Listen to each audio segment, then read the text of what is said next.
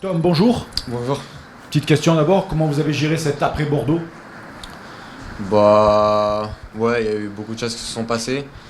Après, j'ai pas prêté forcément attention à ce qui s'est passé sur les réseaux ou quoi que ce soit. Je suis resté vraiment calme et serein.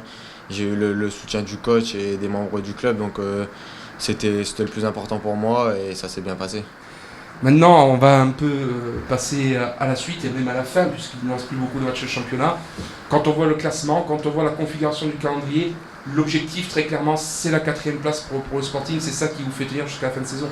Ouais, c'est ça, il faut pas qu'on tombe dans le piège de se laisser aller, que ce soit un peu n'importe quoi, que chacun fasse son truc de son côté. Il faut rester soudé, il faut rester sérieux dans le travail pour justement garder cette 4e place. Parce que au vu de notre saison, ça serait quand même une certaine récompense de finir cette 4e place. Donc il faut la garder et continuer à travailler pour. Sur les 3 derniers matchs, c'était un petit peu plus compliqué pour les glaner des victoires. Cette équipe de Niort, lanterne rouge du championnat, tombe un peu à point nommé pour se relancer et finir en beauté.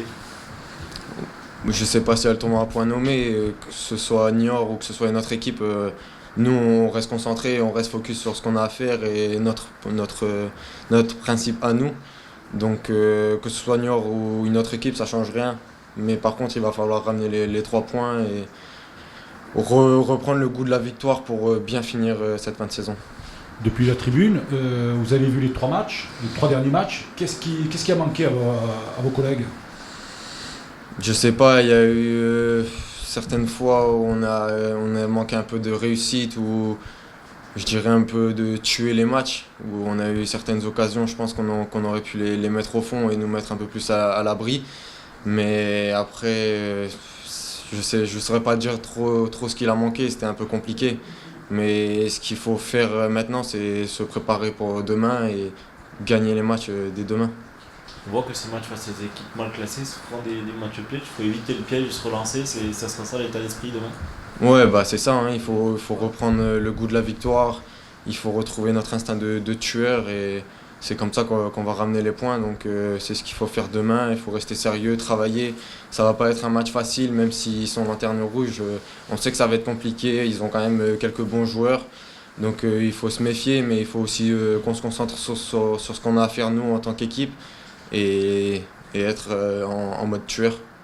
Ce match de Laval, il reste un petit peu en travers de la gorge. Après 3 matchs sans victoire, est-ce que vous êtes un peu énervé dans le groupe? Est-ce que vous avez envie de montrer que vous valez autre chose? Ouais, c'est ça. Ça fait un moment là qu'on n'a pas gagné. Et je pense que cette saison, ça n'est à part une période mais sinon, on a régulièrement gagné les matchs. Donc c'est ce qu'il faut retrouver. Comme je l'ai dit, il faut être un peu tueur, mais il faut être mentalement prêt. Il faut être prêt à aller au combat, à faire la guerre. Donc c'est ce qu'il faut faire dès demain. Au match aller, tout s'était joué dans les premières minutes. Ça peut vous donner des idées pour repartir tambour battant? Ouais, c'est sûr qu'en match aller, c'est quand même un beau souvenir. On avait marqué beaucoup de buts dès le début et on avait rapidement tué le match. Donc si on peut faire ça dès demain, ça serait nickel.